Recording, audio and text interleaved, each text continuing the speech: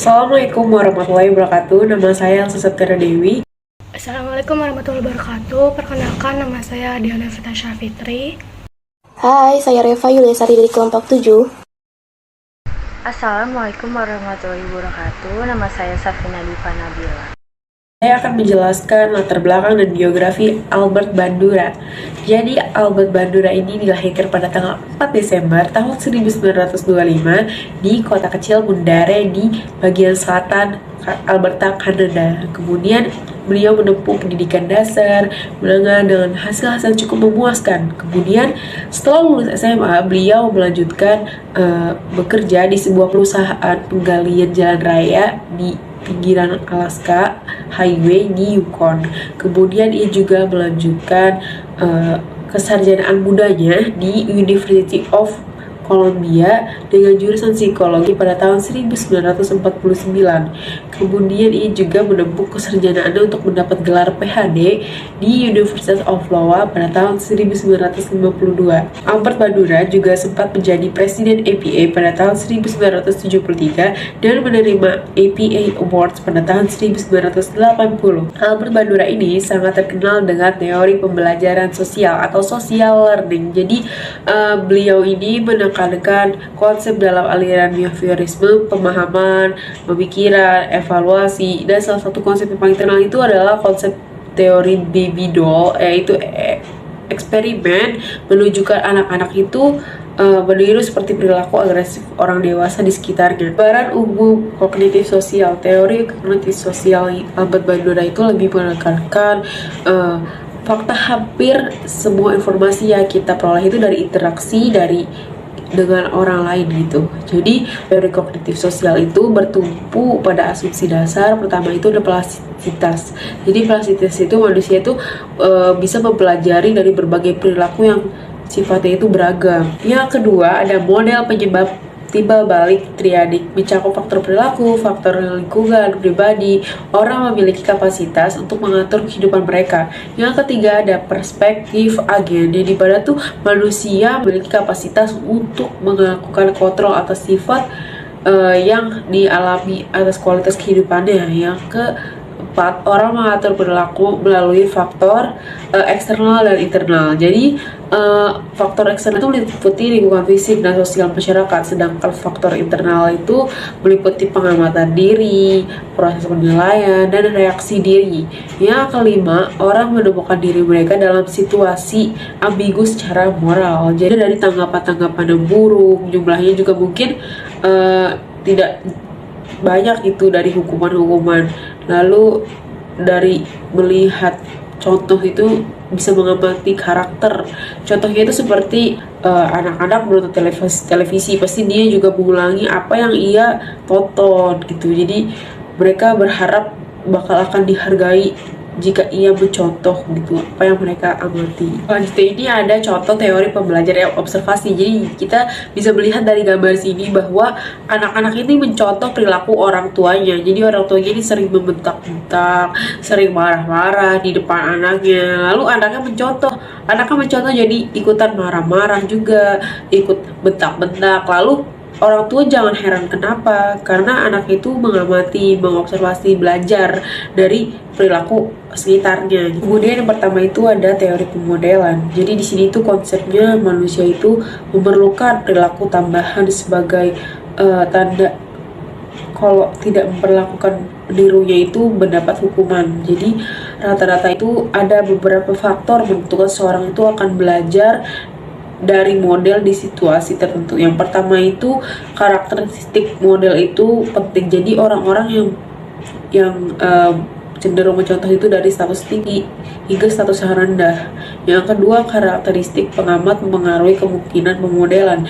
Jadi orang yang tidak memiliki status rata-rata itu kekuatan kemungkinan besar menjadi model. Jadi bisa jadi bahan eksperimen gitu ya. Yang ketiga itu ada konsekuensi dari perilaku yang dimodelkan mungkin berdampak pada pengamat. Jadi kalau pembelajaran itu kan difasilitasi oleh pengamat. Jadi jika ia memandang modelnya itu melakukan eksperimennya melanggar aturan, itu akan mendapat hukuman yang berat bagi pengamat.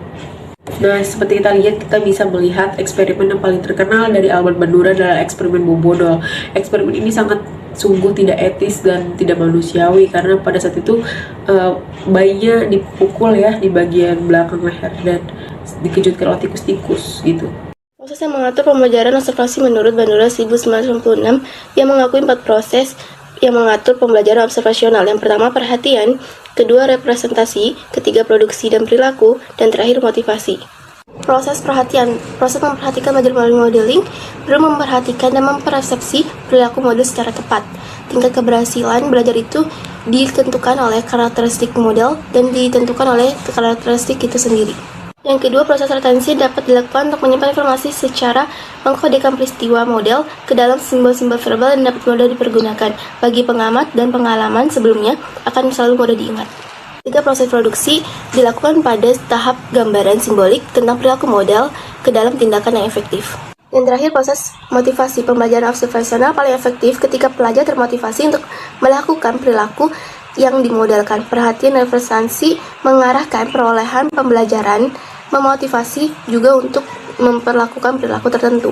Selanjutnya, pembelajaran aktif menurut Bandura percaya bahwa perilaku manusia yang kompleks dapat dipelajari, dipikirkan, dan mengevaluasi konsekuensinya dari perilaku mereka itu sendiri.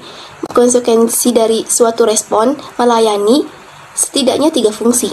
Yang pertama, konsekuensi respon yang memberitahu kita tentang efek tindakan kita itu sendiri. Yang kedua, konsekuensi dari tanggapan kita memotivasi untuk antisipasi kita yang mampu mewakili hasil masa depan dan bertindak sesuai. Yang ketiga, konsekuensi dari tanggapan berfungsi untuk perkuat perilaku meskipun penguatannya terkadang tidak kita sadari dan otomatis pola perilakunya yang kompleks. Pembelajaran aktif memungkinkan orang untuk memperoleh pola baru dari perilaku yang kompleks melalui pengalaman langsung. Dengan memikirkan dan mengevaluasi konsekuensi dari perilaku mereka, proses pembelajaran memungkinkan orang untuk memiliki beberapa tingkat kontrol atas peristiwa yang membentuk jalan hidup mereka itu sendiri.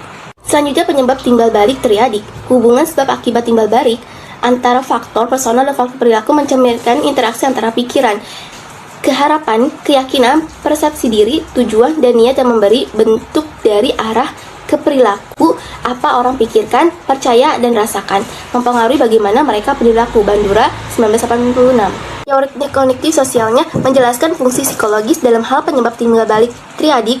Sistem ini mengasumsikan bahwa tindakan manusia merupakan hasil interaksi antara 3 variabel: lingkungan, perilaku, dan orang. Penyebab hubungan timbal balik antara faktor perilaku dan lingkungan merupakan hubungan yang mempengaruhi antara perilaku dan lingkungan, tetapi tidak sama kekuatannya dalam mempengaruhi 2 faktor arah. Kekuatan pengaruh yang terjadi dapat berbeda untuk aktivitas perilaku yang berbeda, individu yang berbeda, dan dalam rangkaian situasi yang berbeda. Saya ingin menjelaskan tentang agensi manusia. Teori kognitif sosial mengambil pandangan agentik tentang kepribadian, yang berarti bahwa manusia memiliki kapasitas untuk melakukan kontrol atas kehidupan mereka sendiri. Agensi manusia merupakan inti dari kemanusiaan. Agensi manusia merupakan suatu hal, tetapi suatu proses aktif mengeksplorasi, memanipulasi, dan mempengaruhi lingkungan untuk mencapai hasil yang diinginkan. Fitur inti dari agensi manusia. Intensionalitas tidak berarti bahwa semua rencana seseorang akan membuahkan hasil. Pemikiran ke depan memungkinkan orang untuk melepaskan diri dari kendala lingkungan mereka. Mereka juga mampu reaktivitas diri dalam proses memotivasi dan mengatur tindakan mereka sendiri. Akhirnya, orang memiliki refleksi diri. Mereka dapat memikirkan dan mengevaluasi motivasi, nilai, makna tujuan hidup, kecukupan pemikiran, dan mengevaluasi efek tindakan orang lain terhadap mereka. Efikasi diri. Bandura pada tahun 2001 mendefinisikan efikasi diri sebagai keyakinan orang dalam kemampuan mereka untuk melakukan beberapa ukuran kontrol atas fungsi mereka sendiri dan atas peristiwa lingkungan. Meskipun efikasi diri memiliki pengaruh kausal yang kuat pada tindakan orang, itu bukan satu-satunya penentu. Sebaliknya, efikasi diri menggabungkan dengan lingkungan perilaku sebelumnya dan variabel pribadi lainnya, terutama harapan hasil untuk menghasilkan perilaku. Orang-orang yang percaya bahwa mereka dapat melakukan sesuatu yang memiliki potensi untuk mengubah peristiwa lingkungan lebih mungkin untuk bertindak dan lebih mungkin untuk berhasil daripada orang-orang dengan efikasi yang rendah. Agen proksi.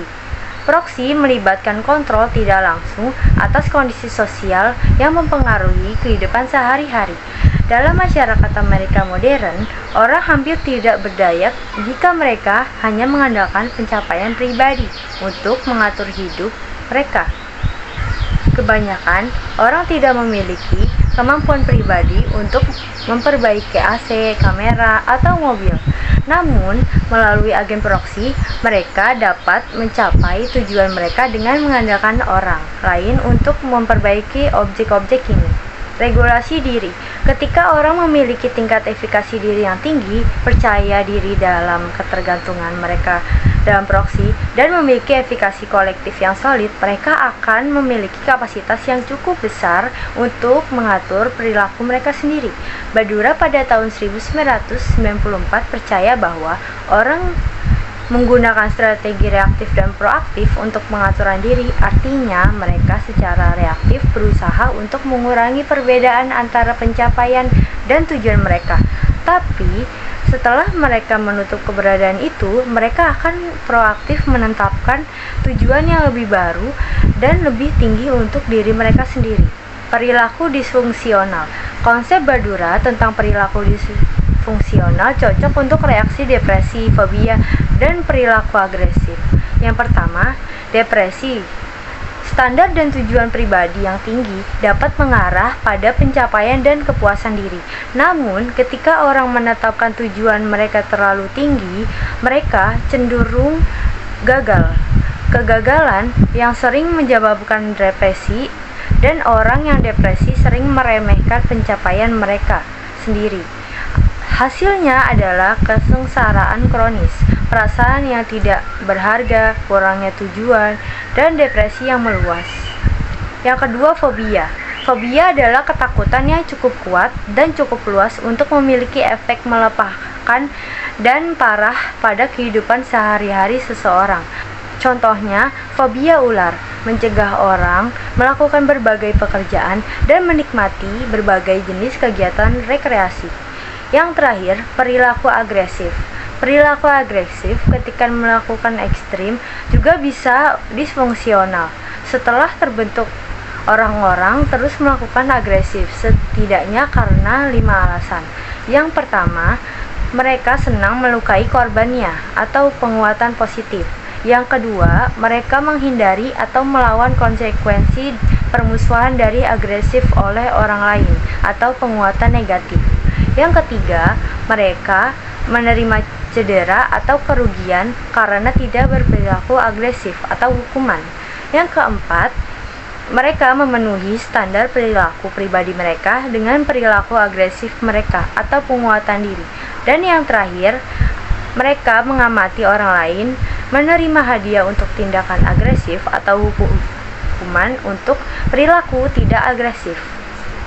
Di sini saya akan menjelaskan tentang terapi.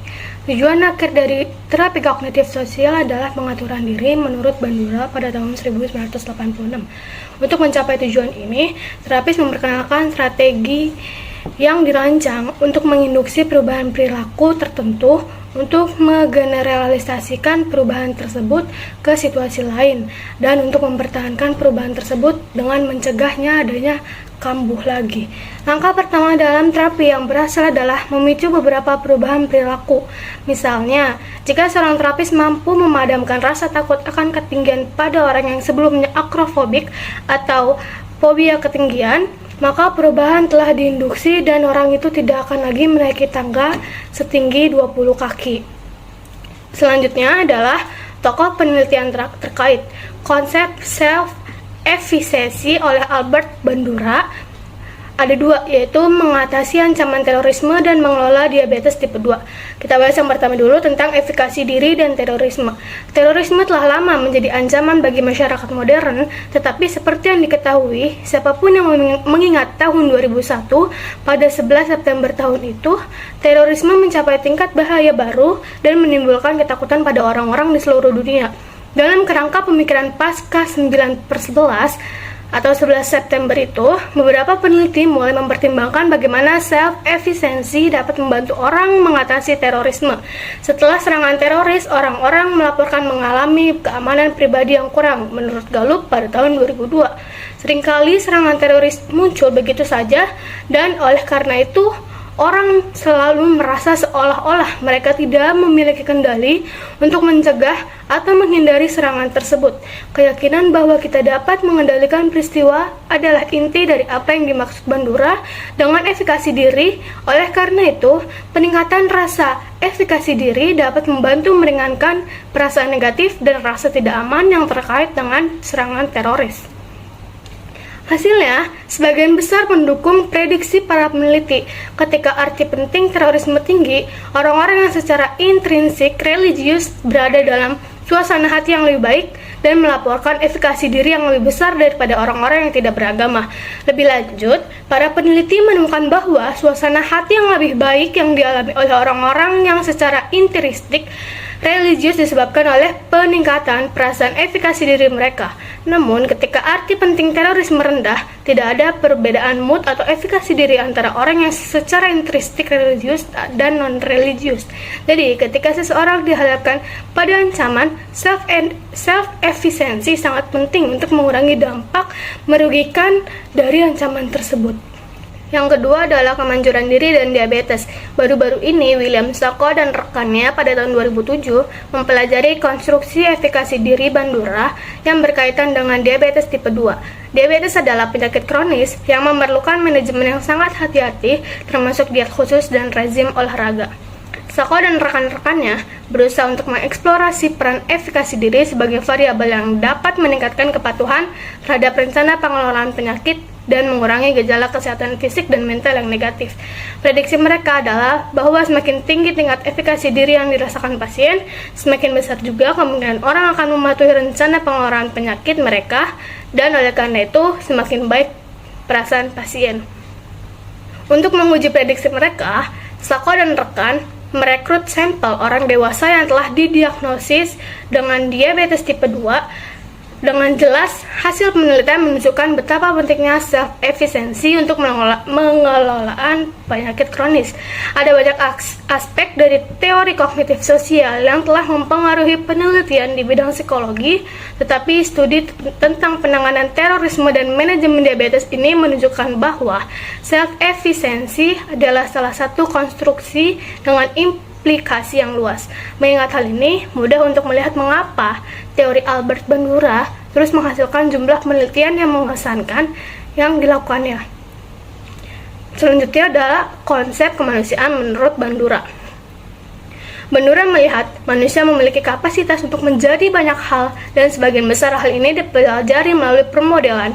Jika pembelajaran manusia tergantung pada pengalaman langsung trial and error, itu akan menjadi sangat lambat, membosankan, dan berbahaya. Bandura percaya bahwa manusia cukup plastis dan fleksibel, dan bahwa plastisitas dan fleksibilitas adalah inti dari sifat dasar manusia. Orang memiliki kapasitas untuk menyimpan pengalaman masa lalu dan menggunakan informasi ini untuk memetakan tindakan di masa depan. Manusia adalah terarah pada tujuan, hewan bertujuan yang dapat melihat masa depan dan memberinya makna dengan menyadari kemungkinan konsekuensi dari perilaku di masa depan.